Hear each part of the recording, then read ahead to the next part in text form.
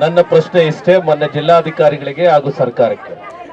ಇವತ್ತು ರೈತರು ಯಾವ ಕಾರಣಕ್ಕಾಗಿ ಇವತ್ತು ಬಿಸಿಲು ಬೇಗೆಯನ್ನು ಲೆಕ್ಕಿಸದೆ ಇವತ್ತು ಹೋರಾಟವನ್ನು ಮಾಡ್ತಿದ್ದಾರೆ ಅನ್ನುವಂಥದ್ದನ್ನ ಜಿಲ್ಲಾಧಿಕಾರಿಗಳು ಅರ್ಥ ಮಾಡ್ಕೊಂಡ್ರೆ ಬಹುಶಃ ಈ ಒಂದು ಕಷ್ಟಕರವಾದಂತಹ ಪರಿಸ್ಥಿತಿನ ರೈತರು ಬರ್ತಾ ಇರಲಿಲ್ಲ.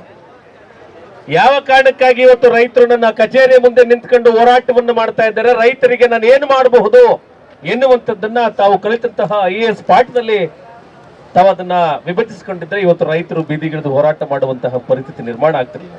ನಮ್ಗೆ ಅರ್ಥ ಆಗ್ತದೆ, ರಾಜ್ಯ ಸರ್ಕಾರದ ಕೈಗೊಂಬೆಗಳಾಗಿ ತಾವು ಆದೇಶವನ್ನ ಪಾಲನೆ ಮಾಡ್ತಾ ಇದ್ದೀರಿ, ಅದಕ್ಕೆ ನಮ್ಮ ಅಭ್ಯಂತರವಿಲ್ಲ. ಆದರೆ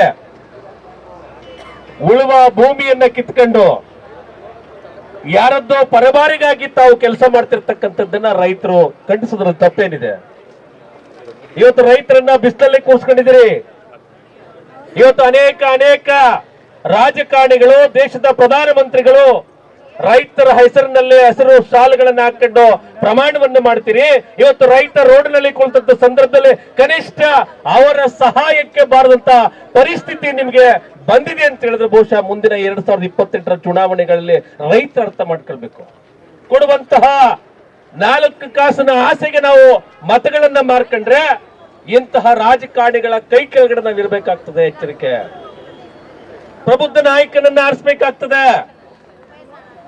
ಇವತ್ತು ರಾಜ್ಯದಲ್ಲಿ ಕೋಟ್ಯಾಂತರ ಜನ ರೈತ ಹೋರಾಟಗಾರರಿದ್ದೀರಿ.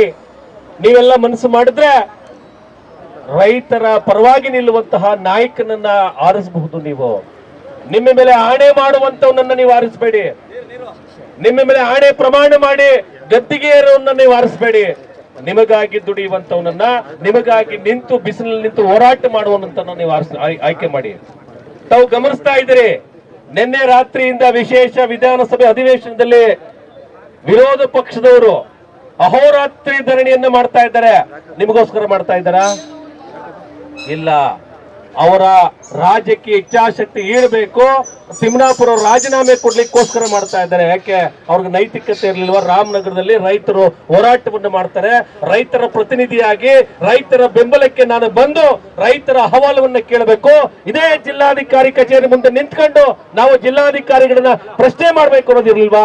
ಬಿಜೆಪಿಗರಿಗೆ, JDSನವರಿಗೆ, ಇವರೆಲ್ಲ ವಿರೋಧ ಪಕ್ಷದ ನಾಯಕರು. ವಿರೋಧ ಪಕ್ಷದ ನಾಯಕರು ಯಾವತ್ತಾದ್ರೂ ಒಂದು ದಿನ ರೈತರ ಪರವಾಗಿ ನಿಂತು ಟೇಬಲ್ ಅನ್ನ ಕೊಟ್ಟು ಮಾತಾಡಿದಾರ?